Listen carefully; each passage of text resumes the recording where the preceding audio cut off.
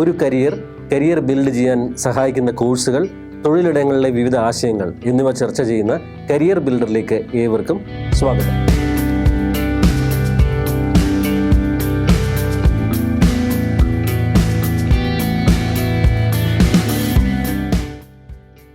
നമ്മൾ ഈ കഴിഞ്ഞ എപ്പിസോഡുകളിലൊക്കെ ഒരു കരിയർ തിരഞ്ഞെടുക്കുമ്പോൾ ശ്രദ്ധിക്കേണ്ട പ്രധാനപ്പെട്ട ഘടകങ്ങളെപ്പറ്റിയും, അതുപോലെ ഒരു ജോലിക്ക് തയ്യാറെടുക്കുമ്പോൾ റെസ്യൂമെ ഉൾപ്പെടെയുള്ള കാര്യങ്ങൾ എങ്ങനെ പ്രിപ്പയർ ചെയ്യണം എന്നുള്ളതിനെ പറ്റിയും, ഇൻ്റർവ്യൂവിന് തയ്യാറെടുക്കുന്ന പല ടിപ്സിനെ പറ്റിയും, അതുപോലെ ഒരു തൊഴിലിടങ്ങളിലെ പ്രധാനപ്പെട്ട ചില പ്രോസസ്സുകളെ പറ്റിയും കമ്മ്യൂണിക്കേഷനെ പറ്റിയും ഒക്കെ നമ്മൾ സംസാരിച്ചു.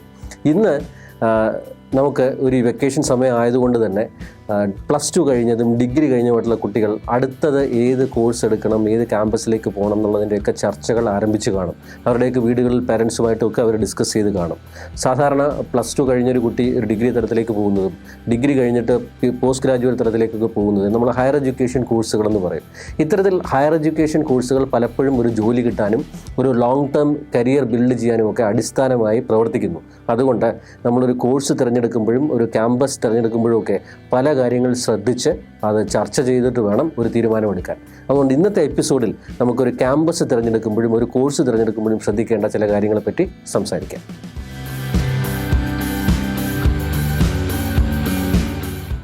ഇതിലാദ്യം നമുക്കൊരു ക്യാമ്പസ് തിരഞ്ഞെടുക്കുമ്പോൾ ശ്രദ്ധിക്കേണ്ട കാര്യങ്ങളെപ്പറ്റി ഒന്ന് നോക്കാം. പലപ്പോഴും നമ്മളൊരു ക്യാമ്പസ് തിരഞ്ഞെടുക്കുമ്പോൾ പ്രധാനപ്പെട്ട ചില ഘടകങ്ങളെപ്പറ്റി ചിന്തിക്കാതെ, ഇപ്പോൾ എനിക്കൊരു കൂട്ടുകാരനുണ്ട്, ഏറ്റവും അടുത്തൊരു കൂട്ടുകാരനുണ്ടെങ്കിൽ ആ കൂട്ടുകാരൻ പോകുന്ന ക്യാമ്പസിലേക്ക് ഞാൻ പോകാമെന്ന് ചിലപ്പോൾ തീരുമാനിക്കും. ചിലപ്പോൾ എൻ്റെ പാരൻസ് പഠിച്ച ഒരു ക്യാമ്പസിലേക്ക് എനിക്ക് പോയാൽ കൊള്ളാമെന്ന് ചിലപ്പോൾ തീരുമാനമെടുക്കും. അല്ലെങ്കിൽ പാരൻസിന് ആഗ്രഹം ഉണ്ടായിരുന്നു അവർക്ക് പഠിക്കാൻ പറ്റാത്തൊരു ക്യാമ്പസിലേക്ക് ചിലപ്പോൾ തീരുമാനമെടുക്കും. ചിലപ്പോൾ വീടിന് ഏറ്റവും അടുത്ത് പോയി വരാൻ തൊട്ടടുത്തുള്ളൊരു ക്യാമ്പസിലേക്ക് പോകാൻ തീരുമാനമെടുക്കും. ഈ പറഞ്ഞ കാര്യങ്ങളൊന്നും മോശമെന്ന് ഞാൻ പറയുന്നില്ല. പക്ഷേ ഉദാഹരണത്തിന് ഒരു കൂട്ടുകാരൻ ഏറ്റവും അടുത്ത ഫ്രണ്ട് പോകുന്ന ഒരു ക്യാമ്പസിലെ ഒരു കോഴ്സിലേക്ക് നമ്മൾ പോകുമ്പോഴത്തേക്ക് ആ ക്യാമ്പസും ആ കോഴ്സും ഒക്കെ നമ്മുടെ ആപ്റ്റിറ്റ്യൂഡിനും നമ്മുടെ ഇൻട്രസ്റ്റിനും നമ്മുടെ കഴിവുകൾക്കൊക്കെ പറ്റിയതാണോ എന്നുള്ളത് ആലോചിക്കണം. പലപ്പോഴും അതൊന്നും ആലോചിക്കാതെ ഏറ്റവും അടുത്ത ഫ്രണ്ടിൻ്റെ കൂടെ നമുക്ക് നല്ല സമയം ചിലവഴിക്കാമെന്നും പറഞ്ഞ് കുട്ടികൾ പോകുമ്പോഴാണ് അവർ ഒരു റോങ് കോഴ്സിൽ എത്തിപ്പെടുകയും ഒരു 6 മാസം 1 കൊല്ലം കൊണ്ട് തന്നെ ആ കോഴ്സ് ഡിസ്കണ്ടിന്യൂ ചെയ്ത് അവർ പുറത്തു പോവുകയും ചെയ്യും. അതുകൊണ്ട് നമുക്ക് ഇമോഷണലായിട്ടല്ല റാഷണലായിട്ടുള്ള ഘടകങ്ങളെ പറ്റി ചിന്തിച്ചിട്ട് വേണം നമ്മളൊരു ക്യാമ്പസും ഒരു കോഴ്സും ഒക്കെ തിരഞ്ഞെടുക്കേണ്ടത്. ഒരു ക്യാമ്പസ് തിരഞ്ഞെടുക്കുമ്പം ഏറ്റവും ആദ്യം ശ്രദ്ധിക്കേണ്ട ഒരു കാര്യമാണ് നമ്മൾ തിരഞ്ഞെടുക്കുന്ന കോളേജിന് ഒരു അക്രഡിറ്റേഷൻ, അംഗീകാരമൊക്കെ ഉണ്ടോ എന്നുള്ളത് നോക്കേണ്ടത്. ഇപ്പോൾ ഒരു ഇന്ത്യൻ കോണ്ടെക്സ്റ്റിൽ പറയുകയാണെങ്കിൽ നമ്മൾ ഉദാഹരണത്തിന് ഒരു BTech എടുക്കുകയോ അല്ലെങ്കിൽ ഒരു ടെക്നിക്കൽ എഡ്യൂക്കേഷൻ കോഴ്സ് എടുക്കുകയോ ഒക്കെ ചെയ്തു കഴിഞ്ഞാൽ ആ ഒരു കോളേജിന് നമുക്ക് NBA അക്രഡിറ്റേഷൻ ഉണ്ടോ എന്നുള്ളത് നോക്കണം. NBA എന്ന് പറയുന്നത് AICTE, അതായത് ഇന്ത്യൻ ടെക്നിക്കൽ എഡ്യൂക്കേഷൻ ബോഡിയുടെ ഒരു അക്രഡിറ്റേഷൻ നൽകുന്ന ഓട്ടോണമസ് ബോഡിയാണ് NBA എന്ന് പറയുന്നത്. അപ്പോൾ NBAയുടെ അക്രഡിറ്റേഷൻ ഉണ്ടോ എന്നുള്ളത് നമ്മൾ ശ്രദ്ധിക്കണം. അതുപോലെ നമ്മുടെ ക്യാമ്പസുകളൊക്കെ തന്നെ ഇന്ത്യയിൽ UGCയുടെ കീഴിലാണ്. അപ്പം നമ്മുടെ UGC അംഗീകൃതമായിട്ടുള്ള NAC അക്രഡിറ്റേഷനുള്ള കോളേജുകളാണോ എന്നുള്ളത് നോക്കണം. നാഷണൽ അസസ്മെൻറ്റ് ആൻഡ് അക്രഡിറ്റേഷൻ കൗൺസിലാണ് നമ്മൾ NAC എന്ന് അറിയപ്പെടുന്നത്. അപ്പോൾ ഇത്തരത്തിൽ അംഗീകാരമുണ്ടോ എന്നുള്ളത് നമ്മൾ ശ്രദ്ധിക്കേണ്ടത് പ്രധാനപ്പെട്ട ഘടകമാണ്. കാരണം അംഗീകാരമില്ലാത്ത കോളേജുകൾ ചിലപ്പോൾ പരസ്യങ്ങൾ കണ്ടിട്ടോ മറ്റ് ചില അട്രാക്ഷൻസിലൊക്കെ കുട്ടികൾ പോയി ചില ക്യാമ്പസുകളിൽ പോയി ചില കോഴ്സുകൾ ചേരാറുണ്ട്.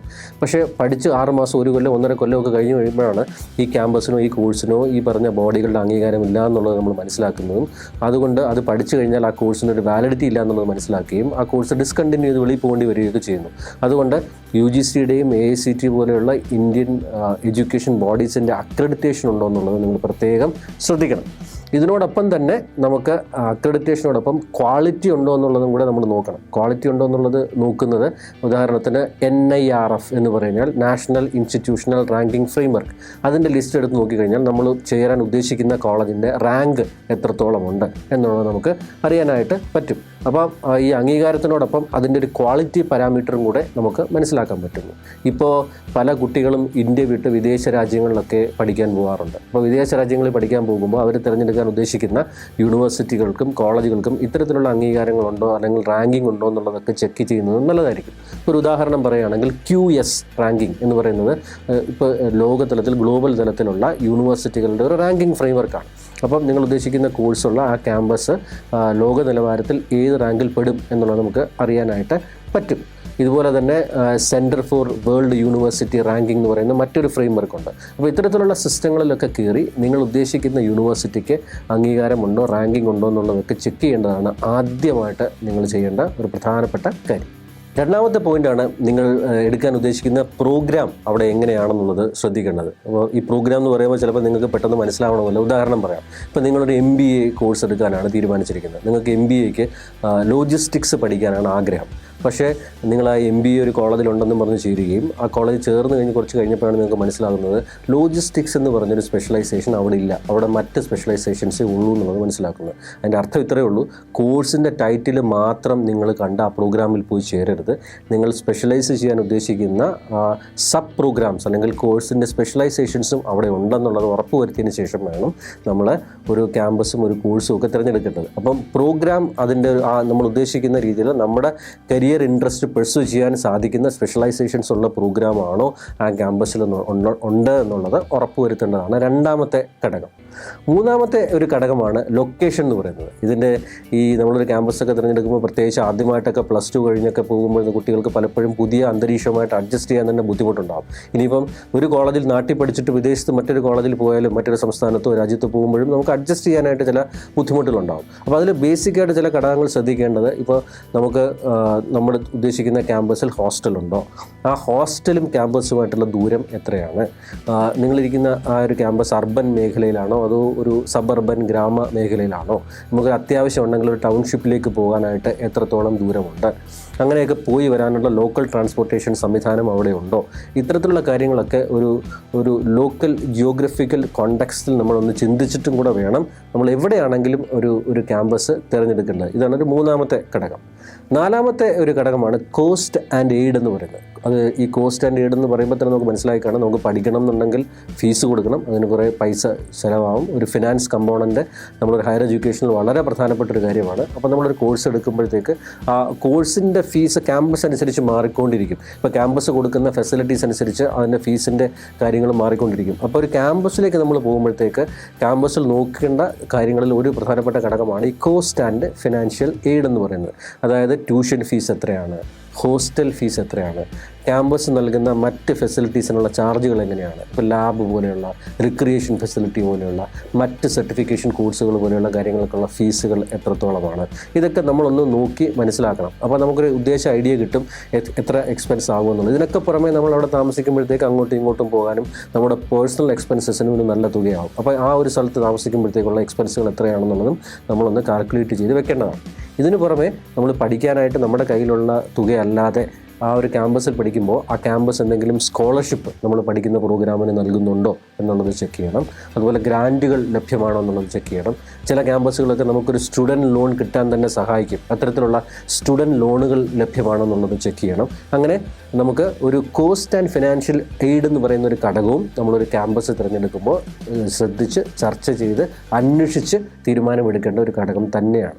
ഒരു ക്യാമ്പസ് തിരഞ്ഞെടുക്കുമ്പോൾ ഈ പറഞ്ഞ ഘടകങ്ങളോടൊപ്പം തന്നെ അവിടുത്തെ ഫാക്കൽറ്റി, അതായത് പഠിപ്പിക്കുന്ന ടീച്ചേഴ്സ് ഒരു വളരെ പ്രധാനപ്പെട്ട ഒരു ഘടകമാണ്.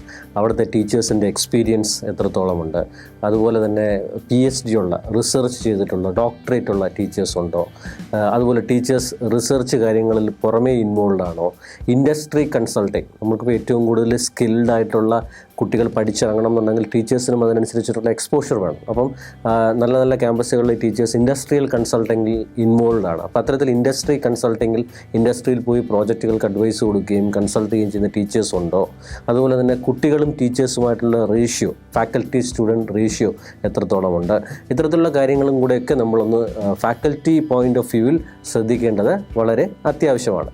ഫാക്കൽറ്റിയോടൊപ്പം തന്നെ മറ്റൊരു ഘടകമാണ് കോളേജിൻ്റെ ഫെസിലിറ്റീസ് എന്ന് പറയുന്നത്. അതായത് ഈ പഠിക്കാൻ വരുന്ന കുട്ടികൾക്ക് പഠിത്തം മാത്രമല്ല എക്സ്ട്രാ കരിക്കുലറിനും ഒക്കെയുള്ള നമുക്കുള്ള അവസരങ്ങൾ അവിടെ ഉണ്ടാവണം. അപ്പോൾ അതിനകത്ത് പഠിക്കാനായിട്ട് നമുക്ക് ലൈബ്രറി ഉണ്ടോ, ആ ലൈബ്രറിയുടെ സമയം എങ്ങനെ, കോളേജ് ടൈമിങ്ങിൽ മാത്രമേ ഉള്ളൂ അതോ ഈവനിങ്ങിലും അവധി ദിവസങ്ങളിലും അവൈലബിൾ ആണോ, അതുപോലെ ലാബ് ഫെസിലിറ്റി എന്ന് പറയുന്നത് നമ്മൾ പഠിക്കുന്ന വിഷയത്തിൻ്റെ ലാബും അതുപോലെ തന്നെ ഇപ്പം നൂതന ടെക്നോളജികളുള്ള ആർട്ടിഫിഷ്യൽ ഇൻ്റലിജൻസ് പോലെയുള്ള ലാബുകൾ അവിടെ ലഭ്യമാണോ എന്നുള്ളത്, അതുപോലെ ഇൻ്റർനെറ്റ് ഫെസിലിറ്റീസും വൈഫൈ ക്യാമ്പസുമാണോ എന്നുള്ളത് ചെക്ക് ചെയ്യുക, ക്യാൻറ്റീൻ ഫെസിലിറ്റി ഉണ്ടോ എന്നുള്ളത് അവൈലബിൾ ആണോ എന്നുള്ളത് ചെക്ക് ചെയ്യുക, അതുപോലെ എക്സ്ട്രാ കരിക്കുലർ ആക്ടിവിറ്റീസിന് വേണ്ടിയിട്ടുള്ള പ്ലാറ്റ്ഫോമുകൾ ഉണ്ടോ എന്നുള്ളത് ചെക്ക് ചെയ്യണം.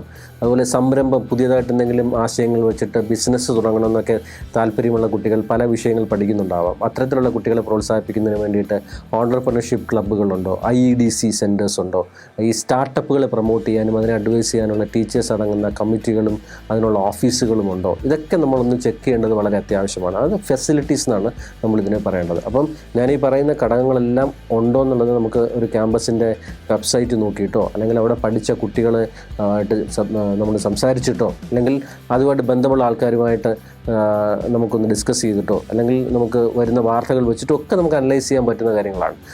അതുപോലെ കൾച്ചറൽ ഡൈവേഴ്സിറ്റി എന്ന് പറയുന്ന മറ്റൊരു ഘടകമുണ്ട്. നമ്മളൊരു ക്യാമ്പസിൽ പഠിക്കാൻ പോകുന്നത് പഠിത്തത്തിനോടൊപ്പം നമുക്ക് നമ്മുടെ കഴിവുകൾ പരിപോഷിപ്പിക്കണം, നമുക്ക് എൻജോയ് ചെയ്യണം. ഇതൊക്കെ ഒരു വളരെ പ്രധാനപ്പെട്ട ഘടകമാണ്. അപ്പം ചില കുട്ടികൾ പറയാറുണ്ട്, സാർ ഈ +2 വരെ ഭയങ്കര സ്ട്രിക്റ്റ് ആയിട്ടാണ് പഠിച്ചത്, അതുകൊണ്ട് എനിക്ക് കുറച്ച് ഫ്രീഡമുള്ള ക്യാമ്പസ് വേണം എന്ന് പറയുന്ന കുട്ടികളുണ്ട്. ഇനി മറ്റു ചിലർ പറയാറുണ്ട്, +2 വരെ ഉഴപ്പി, ഇനി ഡിഗ്രി ഉഴപ്പി, ഇനി PG എങ്കിലും വളരെ സീരിയസ് ആയിട്ട് പഠിക്കണം. അപ്പോൾ അവർക്ക് കുറേ കൂടെ സ്ട്രിക്റ്റ് ഗൈഡ് ലൈനുള്ള ക്യാമ്പസ് ആയിരിക്കും അവർ താല്പര്യപ്പെടുന്നത്. അപ്പോൾ ഇത് ഓരോരുത്തരുടെ പ്രയോറിറ്റിയാണ്. അപ്പോൾ ആ പ്രയോറിറ്റിക്ക് അനുസരിച്ചിട്ടുള്ള ക്യാമ്പസാണോ, നമ്മുടെ വാല്യൂസുമായിട്ട് ആ ക്യാമ്പസിൻ്റെ വാല്യൂസ് യോജിച്ച് നിൽക്കുമോ, ചില ആശയങ്ങൾ നമുക്ക് യോജിക്കാൻ പറ്റുമോ എന്നുള്ളതൊക്കെ നമ്മളൊന്ന് ആലോചിക്കണം. അപ്പം അതിനകത്തൊരു ഇൻക്ലൂസിവിറ്റി എന്ന് പറഞ്ഞൊരു ഫാക്ടർ ഉണ്ടോ എന്നുള്ളത് വളരെ പ്രധാനപ്പെട്ട ഒരു കാര്യമാണ്. പല ക്യാമ്പസുകളും ഇപ്പോൾ ഏറ്റവും കൂടുതൽ പ്രശ്നം അനുഭവിക്കുന്നത് ആ ഒരു ഇൻക്ലൂസിവിറ്റി ഫാക്ടർ ഇല്ലായ്മയാണ്. അതായത് മതം, ജാതി, ലാംഗ്വേജ്, കുട്ടികൾ വരുന്ന ഏരിയ, അതുപോലെ തന്നെ പല ഘടകങ്ങളും വെച്ചിട്ടുള്ള വേർതിരിവ്. ഈ വേർതിരിവ് പാടുകയും ചെയ്യരുത്. എല്ലാവർക്കും ഈക്വൽ ഓപ്പർച്യൂണിറ്റി കൊടുക്കുന്ന ഒരു ക്യാമ്പസാണോ എന്നുള്ളത് ആ ക്യാമ്പസിൻ്റെ അച്ചീവ്മെൻറ്റ്സിൽ തന്നെ നമുക്കറിയാൻ പറ്റും. അപ്പോൾ ഇത്തരത്തിലുള്ള ഘടകങ്ങളൊക്കെ നമ്മളൊന്ന് നോക്കേണ്ടത് വളരെ അത്യാവശ്യമാണ്. ഈ ഘടകങ്ങളോടൊപ്പം നമ്മളെല്ലാവരും ഒരു ഹയർ എഡ്യൂക്കേഷൻ കോഴ്സ് എടുക്കുന്നതാണ് പ്രൈമറിലി ഒരു ജോലി കിട്ടാൻ വേണ്ടിയിട്ടാണ്. അപ്പോൾ നമ്മൾ എടുക്കുന്ന ക്യാമ്പസിൽ ഒരു career guidance and placement unit ഉണ്ടോ, അങ്ങനെ ഒരു ഡിപ്പാർട്ട്മെൻ്റ് ഉണ്ടോ, ആ ഡിപ്പാർട്ട്മെൻറ്റിൽ അതിന് വളരെ എലിജിബിൾ ആയിട്ടുള്ള കഴിവുള്ള പ്ലേസ്മെൻറ്റ് ഓഫീസേഴ്സ് ഉണ്ടോ, ആ ഒരു ക്യാമ്പസിൽ ഓരോ വർഷവും നമ്മൾ പഠിക്കുന്ന കോഴ്സുകളിലുള്ള പ്ലേസ്മെൻറ്റ് എത്രത്തോളം ഉണ്ട്, പഠിക്കുന്ന എല്ലാ കുട്ടികൾക്കും അവിടെ ജോലി കിട്ടുന്നുണ്ടോ, ജോലി കിട്ടുന്നുണ്ടെങ്കിൽ തന്നെ അത് എങ്ങനെയുള്ള ഒരു ജോലിയാണ്, ഏതൊക്കെ സ്ഥാപനങ്ങളിലാണ് പൊതുവെ ക്യാമ്പസ് പ്ലേസ്മെൻറ്റ് നടക്കുന്നത്, അവിടെ നമുക്ക് കിട്ടുന്ന ഒരു ആവറേജ് സാലറി എത്രയാണ്, അതായത് നമുക്ക് അവിടെ കുട്ടികൾക്ക് പഠിച്ചിറങ്ങുമ്പോഴത്തേക്ക് വരുന്ന സ്ഥാപനങ്ങൾ റിക്രൂട്ട് ചെയ്തതിന് ശേഷം ഒരു സാലറി പാക്കേജ് കൊടുക്കും. പലർക്കും പലതായിരിക്കും, പക്ഷേ അതിൻ്റെ ഒരു ആവറേജ് എടുക്കുമ്പോൾ അത് എത്രത്തോളമാണ്, ഇതൊക്കെ നമ്മൾ നോക്കേണ്ടതാണ്. അപ്പോൾ ഈ കരിയർ ഗൈഡൻസ് സെൻറ്റർ ഉണ്ടെങ്കിൽ തന്നെ നമ്മൾ വർഷം ചേർന്നിട്ട് നമ്മൾ 3-ാം വർഷമോ 4-ാം വർഷമോ ഇറങ്ങുന്നത് വരെ ഓരോ വർഷവും ഈ പഠിക്കുന്ന സബ്ജക്റ്റുകളോടൊപ്പം നമ്മുടെ സ്കിൽസ് വളർത്താനായിട്ടുള്ള ഓറിയൻറ്റേഷൻസും ട്രെയിനിങ്ങിൽ കൂടെ നൽകുന്നു എന്നുള്ളതാണ്. ഇതിനോടൊപ്പം ഒരു പ്രീ പ്ലേസ്മെൻറ്റ് ഓറിയൻറ്റേഷൻസും അതുപോലെ നമ്മുടെ ക്യാമ്പസിനകത്ത് സ്ഥാപനങ്ങളെ കൊണ്ടുവന്ന് നമുക്ക് അറ്റൻഡ് ചെയ്യാനുള്ള ഓപ്പർച്യൂണിറ്റീസ് നൽകുന്നു. അതുപോലെ പൂൾഡ് ക്യാമ്പസ് ഡ്രൈവുകൾ മറ്റ് ക്യാമ്പസുകൾ നടക്കുമ്പോൾ നമുക്ക് വേണ്ട ഗൈഡൻസ് എന്നിട്ട് കുട്ടികൾക്ക് അവിടെ പോയി അറ്റൻഡ് ചെയ്യാൻ സാധിക്കുന്നു. ഇങ്ങനെ ക്യാമ്പസ് ആൻഡ് പ്ലേസ്മെൻറ്റ് ഡിപ്പാർട്ട്മെൻറ്റ് എന്നുള്ളത് വളരെ പ്രധാനപ്പെട്ട ഒരു ഘടകമാണ്. ഇനി ഇത് കഴിഞ്ഞിട്ടുള്ളൊരു കാര്യമാണ് അലംനി എന്ന് പറയുന്നത്. ഏതൊരു സ്ഥാപനത്തിനെയും നിലനിർത്തുന്നത് ആ സ്ഥാപനത്തിൽ പഠിച്ചിറങ്ങിയ ആൾക്കാരാണ്. അവർ പഠിച്ചിറങ്ങിയിട്ട് ഈ ക്യാമ്പസിനെ പറ്റി എന്ത് പറയുന്നു, അതുപോലെ തന്നെ അവർ പഠിച്ചിറങ്ങിയതിന് ശേഷം അവർക്ക് എന്ത് ജോലി കിട്ടി, അവരിപ്പോൾ ഏത് പൊസിഷനിലാണ് ഇരിക്കുന്നത്, ആ പോയ ആൾക്കാരെ ഇപ്പോഴും ക്യാമ്പസിനോട് വെച്ച് പുലർത്തുന്ന ബന്ധം, ഇതൊക്കെ ആ ഒരു ക്യാമ്പസിൻ്റെ മേന്മ കൂട്ടുന്ന ഘടകങ്ങളാണ്. അപ്പം സ്വാഭാവികമായിട്ടും അവിടുത്തെ ഒരു അലുമിനി നെറ്റ്വർക്ക് എത്രത്തോളം പവർഫുള്ളാണ്, ആ അലുമിനിയിൽ അതായത് പഠിച്ചിറങ്ങിയ ആ അലുമിനി നെറ്റ്വർക്കിലുള്ള ആൾക്കാരുമായിട്ട് നമുക്ക് ആ ക്യാമ്പസിനെ പറ്റിയുള്ള കാര്യങ്ങൾ ചോദിച്ച് മനസ്സിലാക്കാനായിട്ട് സാധിക്കുന്നതാണ്. അതുപോലെ അലുമിനി എന്ന് പറയുന്ന ഒരു ഘടകവും നമ്മളൊരു ക്യാമ്പസ് തിരഞ്ഞെടുക്കുന്നതിന് ഒരു ഫൈനൽ ഡിസിഷൻ എടുക്കുന്നതിന് മുമ്പ് കൺസിഡർ ചെയ്യാൻ സാധിക്കുന്ന മറ്റൊരു ഘടകമാണ്. ഇനി നമുക്കൊരു റെഫറൻസ് ചെക്ക് ഉണ്ട്. അതായത് നമുക്കൊരു ജോലി കിട്ടാനായിട്ടൊരു സ്ഥാപനത്തിലേക്ക് പോകുന്നതിന് മുമ്പ് ആ സ്ഥാപനം കൊള്ളാമോ മോശമാണോ എന്നുള്ളത് അറിയാൻ വേണ്ടിയിട്ട് പല പ്ലാറ്റ്ഫോമുകളിലൂടെ നമുക്കറിയാൻ പറ്റും. അതുപോലെ തന്നെ ഒരു കോളേജ് നമ്മൾ തിരഞ്ഞെടുക്കാൻ പോകുന്ന ഒരു ക്യാമ്പസ് നല്ലതാണോ എന്ന് അറിയാനും നമുക്ക് പല വെബ് പ്ലാറ്റ്ഫോമുകളിൽ കൂടെയും സിസ്റ്റത്തിൽ കൂടെയും നമുക്ക് ഫീഡ്ബാക്കുകൾ നോക്കിയാൽ അറിയാൻ പറ്റും. ഞാൻ പറഞ്ഞു പഠിച്ചിറങ്ങുന്നവരോട് ചോദിക്കാമെന്ന് ഞാൻ പറഞ്ഞു.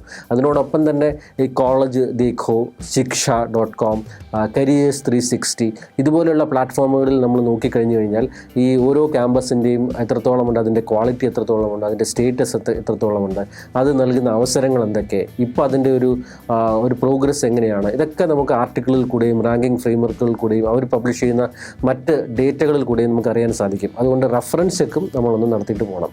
ഇനി പറ്റുമെങ്കിൽ നമ്മൾ നമ്മളൊരു ക്യാമ്പസ് തിരഞ്ഞെടുക്കുന്നതിന് മുമ്പ് ആ ക്യാമ്പസിൽ പോയി ഒന്ന് വിസിറ്റ് ചെയ്ത് ഒന്ന് ഫീൽ ചെയ്യുന്നതും വളരെ പ്രധാനപ്പെട്ട ഘടകമാണ്. നമ്മൾ ഈ വായിക്കുന്നതും കേൾക്കുന്നതിനും ഒക്കെ പുറമെ നമ്മളൊരു ക്യാമ്പസിൽ പോയി കണ്ട് നേരിട്ട് കാര്യങ്ങൾ മനസ്സിലാക്കുമ്പോൾ നമുക്ക് തീരുമാനമെടുക്കാൻ അത് ഒരുപാട് സഹായിക്കും. അതുകൊണ്ട് ഒരു ക്യാമ്പസ് തിരഞ്ഞെടുക്കുമ്പോൾ ഇത്തരത്തിലുള്ള കാര്യങ്ങളൊക്കെ ഒന്ന് ശ്രദ്ധിക്കണം. ഞാൻ ഒന്നുകൂടെ ചുരുക്കി പറയാം. ക്യാമ്പസിന് അക്രഡിറ്റേഷൻ ഉണ്ടോ എന്നുള്ളത് നോക്കണം, റെക്കഗ്നിഷൻ ഉണ്ടോ എന്നുള്ളത് നോക്കണം. അതുപോലെ നമ്മളെടുക്കുന്ന പ്രോഗ്രാമിൽ സ്പെഷ്യലൈസേഷൻസും ഉണ്ടോ എന്നുള്ളത് ഉറപ്പുവരുത്തണം. കോസ്റ്റ് ആൻഡ് ഫിനാൻഷ്യൽ എയ്ഡ് എത്രത്തോളം ഉണ്ട്, അതിനുള്ള ഫെസിലിറ്റീസ് അവൈലബിൾ ആണോ എന്നുള്ളത് ചെക്ക് ചെയ്യണം. ലൊക്കേഷൻ അത് വളരെ പ്രധാനപ്പെട്ടൊരു ഘടകമാണ്, അതുണ്ടോ എന്നുള്ളത് ചെക്ക് ചെയ്യണം. ഫാക്കൽറ്റി റേഷ്യോയും ഫാക്കൽറ്റിയുടെ ഒരു ക്വാളിറ്റിയും എത്രത്തോളം ഉണ്ടെന്നുള്ളത് ചെക്ക് ചെയ്യുക. മറ്റ് കോളേജിലുള്ള ഫെസിലിറ്റീസ് എങ്ങനെയുണ്ടെന്നുള്ളത് നോക്കുക. Cultural diversity and inclusivity factor എന്ന് പറഞ്ഞൊരു ഘടകം നമ്മൾ നോക്കേണ്ടത് അത്യാവശ്യമാണ്. അതുപോലെ career guidance and placement support എങ്ങനെയുണ്ടെന്നുള്ളത് നോക്കുക. അതുപോലെ അലംനി നെറ്റ്വർക്ക് എത്രത്തോളം സ്ട്രോങ് ആണെന്നുള്ളത് ശ്രദ്ധിക്കുക. ഇനി റഫറൻസ് ചെക്കുകൾ വഴി ക്യാമ്പസുകളുടെ ഒരു പ്രാധാന്യവും അതിൻ്റെ ഇപ്പോഴത്തെ ഒരു സ്റ്റാറ്റസും അറിയുക. ഏറ്റവും അവസാനം ഇതൊക്കെ അറിഞ്ഞതിന് ശേഷം മാക്സിമം ഇൻഫർമേഷൻ കളക്ട് ചെയ്ത് പറ്റുവാണെങ്കിൽ ക്യാമ്പസിൽ പോയി നേരിട്ട് ഒന്ന് വിസിറ്റ് ചെയ്തതിന് ശേഷം വേണം ഒരു ക്യാമ്പസിനെ പറ്റിയുള്ള തീരുമാനം എടുക്കേണ്ടത്.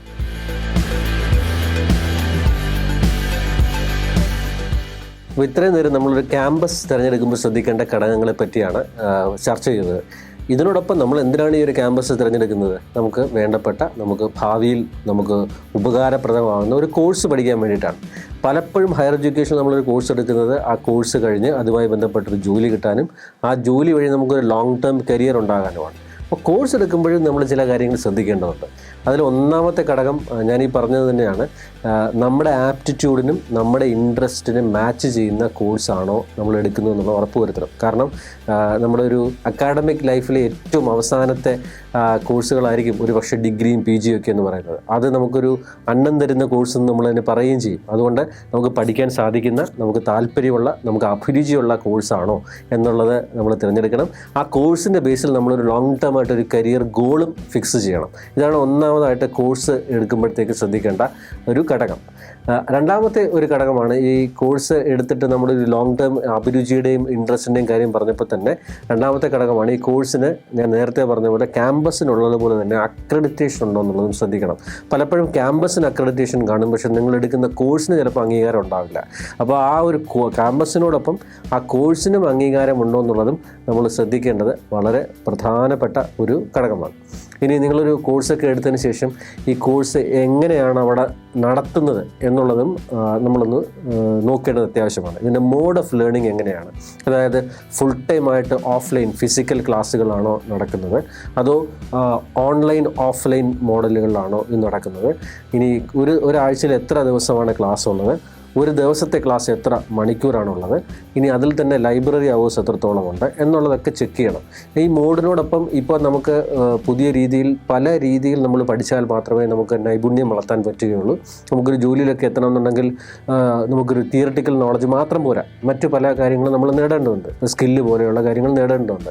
അതുകൊണ്ട് ഈ ക്ലാസ് എടുക്കുന്ന രീതിയിൽ തന്നെ നമുക്ക് ലെക്ചറിങ് മെത്തേഡുണ്ട്, ട്യൂട്ടോറിയൽ മെത്തേഡുണ്ട്, സ്റ്റുഡിയോ ആക്ടിവിറ്റി എന്ന് പറയും, നമുക്ക് ക്രിയേറ്റിവിറ്റി കൂട്ടാനുള്ള സ്റ്റുഡിയോ ആക്ടിവിറ്റി ഉണ്ട്, ഓൺട്രപ്രണർഷിപ്പ് ആക്ടിവിറ്റീസ് ഉണ്ട്, അതുപോലെ തന്നെ ക്യാമ്പസ് ഔട്ട്റീച്ച് എൻഗേജ്മെൻറ്റ്, അതായത് environmental campus outside environment engagement activities ഉണ്ട്, ഫീൽഡ് വർക്ക് ആൻഡ് പ്രോജക്റ്റ് ഉണ്ട്, ഇൻറ്റേൺഷിപ്പ് ഉണ്ട്. അപ്പോൾ ഇത്തരത്തിലുള്ള കാര്യങ്ങളൊക്കെ ആ കോഴ്സിൽ ലഭ്യമാണോ എന്നുള്ളത് നമ്മൾ ചെക്ക് ചെയ്യേണ്ടത് വളരെ അത്യാവശ്യമാണ്. കോഴ്സുകളെ പറ്റി നമ്മൾ പറയുമ്പോൾ ഏത് കോഴ്സ് എടുക്കുന്നതിന് മുമ്പും അതിനു മുമ്പ് കുട്ടിയാകട്ടെ പാരൻസ് ആകട്ടെ കുറച്ച് സമയം ചിലവഴിച്ച് ആ കോഴ്സിൻ്റെ കരിക്കുലവും സിലബസും പൂർണ്ണമായിട്ട് മനസ്സിലാക്കണം. അതിൽ ഏതൊക്കെ സബ്ജക്റ്റുകളാണ് പഠിക്കാനുള്ളത്, എത്ര ക്രെഡിറ്റ് കിട്ടും, അതിനകത്ത് ഈ തിയറി എത്ര, പ്രാക്ടിക്കൽ എത്ര, ഇൻറ്റേൺഷിപ്പിനുള്ള ചാൻസ് എത്ര, സബ്ജക്റ്റുകൾ എത്രത്തോളം ആഴത്തിൽ പഠിക്കണം. ചിലപ്പോൾ ചില വിഷയങ്ങൾ നമുക്ക് പണ്ട് മുതലേ ഇഷ്ടമില്ലായിരിക്കും. ആ ഇഷ്ടമില്ലാത്ത കോഴ്സുകൾ ഒഴിവാക്കാനായിരിക്കും ചിലപ്പോൾ ഈ കോഴ്സ് എടുക്കാൻ തീരുമാനിക്കുന്നത്. പക്ഷേ ആ കോഴ്സിൻ്റെ സിലബസ് എടുത്ത് നോക്കുമ്പോഴായിരിക്കും നമുക്ക് ആ ഇഷ്ടമില്ലാത്ത വിഷയത്തിൻ്റെ ചില ഭാഗങ്ങൾ വീണ്ടും കടന്നു വന്നേക്കാം. അപ്പോൾ ഇത് ചില കാര്യങ്ങൾ നമ്മൾ ഡീറ്റെയിൽഡായിട്ട് നോക്കിയാൽ മാത്രമേ നമുക്ക് ആ കോഴ്സിന് ഒരു പൂർണ്ണ രൂപം കിട്ടുകയുള്ളൂ. അതുകൊണ്ടൊരു കോഴ്സ് തിരഞ്ഞെടുക്കുന്നതിന് മുമ്പ് സിലബസും കരിക്കുലവും കൂടെ നമ്മളൊന്ന് പരിശോധിക്കേണ്ടത് വളരെ അത്യാവശ്യമാണ്. അതുപോലെ തന്നെ ഏറ്റവും അവസാനം ഞാൻ നേരത്തെ പറഞ്ഞതുപോലെ ഒരു ഡിഗ്രി പി ജി തലമൊക്കെ ആകുമ്പോഴത്തേക്ക് നമ്മളെടുക്കുന്ന കോഴ്സ് ഒരു ജോബ് ഓറിയൻറ്റഡ് കോഴ്സ് ആയിരിക്കണം. അതൊന്നുകിൽ നമുക്ക് ഒരു ജോലി തരണം, അല്ലെങ്കിൽ നമ്മൾ ചെയ്യുന്ന ജോലിയിൽ ഈ പഠിച്ച വിഷയം ഉപകരിക്കണം. അപ്പം അതിന് വേണ്ടിയിട്ട് പ്ലേസ്മെൻ്റ് എന്ന് പറയുന്ന ഒരു ഘടകമുണ്ട്. നമ്മളെടുക്കുന്ന ക്യാമ്പസ് ചിലപ്പം പ്ലേസ്മെൻറ്റിന് മുന്നിലായിരിക്കും, ചിലപ്പോൾ നമ്മൾ പഠിക്കുന്ന വിഷയം ആ ഡിപ്പാർട്ട്മെൻറ്റിൽ പ്ലേസ്മെൻ്റ് ഒന്നും ഇല്ല എന്നാണെങ്കിൽ നമുക്കതിൽ കാര്യമില്ല. അതുകൊണ്ട് ക്യാമ്പസിനോടൊപ്പം നമ്മൾ പഠിക്കുന്ന കോഴ്സിനും പ്ലേസ്മെൻ്റ് ഉണ്ട് എന്നുള്ളത് ഉറപ്പുവരുത്തണം. ആ കോഴ്സ് പഠിക്കുമ്പോൾ തന്നെ നമ്മളൊരു പ്രൊഫൈലിംഗ് ഉണ്ടാക്കണം. അതായത് പഠിക്കുന്ന വിഷയത്തിൽ നമ്മൾ കുഞ്ഞു കുഞ്ഞു പ്രോജക്റ്റുകൾ ചെയ്തും ഓണ്ടർപ്രണർഷിപ്പിനുള്ള ചില കാര്യങ്ങൾ ചെയ്തും ഒരു പ്രൊഫൈലിംഗ് ഉണ്ടാക്കുക. അതായത് കരിക്കുലർ എക്സ്ട്രാ കരിക്കുലർ ആക്ടിവിറ്റീസിൽ ഇൻവോൾവ് ചെയ്യുക. അതുപോലെ സബ്ജക്റ്റുമായി ബന്ധപ്പെട്ട ചെറിയ റിസർച്ചുകൾ, പേപ്പർ പബ്ലിക്കേഷൻസ്, പ്രസൻറ്റേഷൻസ് ഒക്കെ ചെയ്ത് ഒരു പ്രൊഫൈലിംഗ് ഉണ്ടാക്കുക. അപ്പോൾ സ്വാഭാവികമായിട്ടും ഒരു അറിവ് മാത്രമല്ല, അതിലൊരു സ്കിൽ എലിമെൻറ്റും കൂടെ നമ്മൾ മുമ്പോട്ട് പോകുമ്പോഴത്തേക്ക് ഇനി ഒരു ജോലി കിട്ടാനൊക്കെ വളരെ പ്രാധാന്യമുള്ളതാണ്. അതുകൊണ്ട് ഏത് കോഴ്സ് പഠിച്ചാലും അതൊരു സ്കിൽ ഓറിയൻറ്റഡ് കോഴ്സായിട്ട് നമ്മൾ പഠിച്ചിറങ്ങുമ്പോൾ നമുക്ക് കിട്ടുന്ന ജോലിയിൽ ഒരു പ്രാക്ടിക്കൽ ആപ്ലിക്കേഷനും കൂടെ ചെയ്യാൻ കപ്പാസിറ്റി ഉള്ള ആളായിട്ട് മാറുന്ന രീതിയിലായിരിക്കണം നമ്മൾ പഠിക്കാനായിട്ട് മുൻകൈ എടുക്കേണ്ടത്. അതുകൊണ്ട് ഒന്നുകൂടെ ഞാൻ പറയാം, നമ്മൾ ഹയർ എഡ്യൂക്കേഷന് പോകുമ്പോഴത്തേക്ക് ഈ രണ്ട് ഘടകവും വളരെ പ്രധാനപ്പെട്ടതാണ്. ക്യാമ്പസ് ആയിക്കോട്ടെ, കോഴ്സ് ആയിക്കോട്ടെ. ഒരു ക്യാമ്പസ് തിരഞ്ഞെടുക്കുമ്പോൾ ശ്രദ്ധിക്കേണ്ട 10-12 ഘടകങ്ങളെ പറ്റി ഞാൻ നേരത്തെ പറഞ്ഞു. കോഴ്സ് തിരഞ്ഞെടുക്കുമ്പോഴും ഞാൻ ഈ പറഞ്ഞ കാര്യങ്ങൾ ഒന്നുകൂടെ ചുരുക്കി പറയാം. ആ കോഴ്സ് എടുക്കുമ്പോഴത്തേക്ക് നമ്മളെടുക്കുന്ന കോഴ്സിനും അക്രഡിറ്റേഷൻ ഉണ്ടോ എന്നുള്ളത് പരിശോധിക്കണം. ആ കോഴ്സിന് സ്പെഷ്യലൈസേഷൻസ് നമ്മുടെ ക്യാമ്പസിൽ ലഭ്യമാണോ എന്നുള്ളത് ഉറപ്പുവരുത്തണം. ആ കോഴ്സിൻ്റെ മോഡ് ഓഫ് ലേണിംഗ് എങ്ങനെയാണെന്നുള്ളത് പരിശോധിക്കണം. ഓൺലൈനാണോ ഓഫ്ലൈനാണോ എന്നുള്ളത് പരിശോധിക്കണം. ആ കോഴ്സ് പഠിക്കുമ്പോഴത്തേക്ക് നമുക്ക് പഠിക്കാനുള്ള പലതരത്തിലുള്ള പ്ലാറ്റ്ഫോമുകൾ ലഭ്യമാണോ? അത് lecturing, presentations, tutorial, studio, field work, project, അതുപോലെ ഔട്ട്റീച്ച്, എൻഗേജ്മെൻറ്റ്, ഇങ്ങനെയുള്ള കാര്യങ്ങളൊക്കെ ലഭ്യമാണോ എന്നുള്ളത് നമ്മൾ പരിശോധിക്കേണ്ടതുണ്ട്. ഇനിയിപ്പോൾ പുതിയ വിദ്യാഭ്യാസ നയം അനുസരിച്ച് നമ്മളൊരു കോഴ്സ് എടുക്കുമ്പോഴത്തേക്ക് അതിനെ 4 വർഷ കോഴ്സായിട്ടാണ് നമ്മൾ കാണുന്നത്. അപ്പോൾ അതിന് ഫൈനൽ ചിലപ്പോൾ ഡിഗ്രി ഓണേഴ്സ് ആയിരിക്കാം, ചിലപ്പോൾ ഡിഗ്രി ഓണേഴ്സ് വിത്ത് റിസർച്ച് ആയിരിക്കാം. അപ്പോൾ റിസർച്ചിന് പ്രാധാന്യമുള്ള കുട്ടികൾക്ക് ഓണേഴ്സ് വിത്ത് റിസർച്ച് എടുക്കാം. അപ്പോൾ ഇതൊക്കെ ഉണ്ടോ എന്നുള്ളത് നമ്മൾ പരിശോധിക്കണം. അതുകൊണ്ട് ഒരു ക്യാമ്പസ് എടുക്കുമ്പോഴും കോഴ്സ് എടുക്കുമ്പോഴും പാരൻസ് ആയിക്കോട്ടെ, കുട്ടികളായിക്കോട്ടെ, അവർക്ക് ഇഷ്ടമുള്ള കോഴ്സ് എടുക്കുമ്പോൾ ഈ ഒരു ഘടകങ്ങളും കൂടെ ശ്രദ്ധിച്ചിട്ട് വേണം ഒരു ഫൈനൽ തീരുമാനം എടുക്കേണ്ടത്.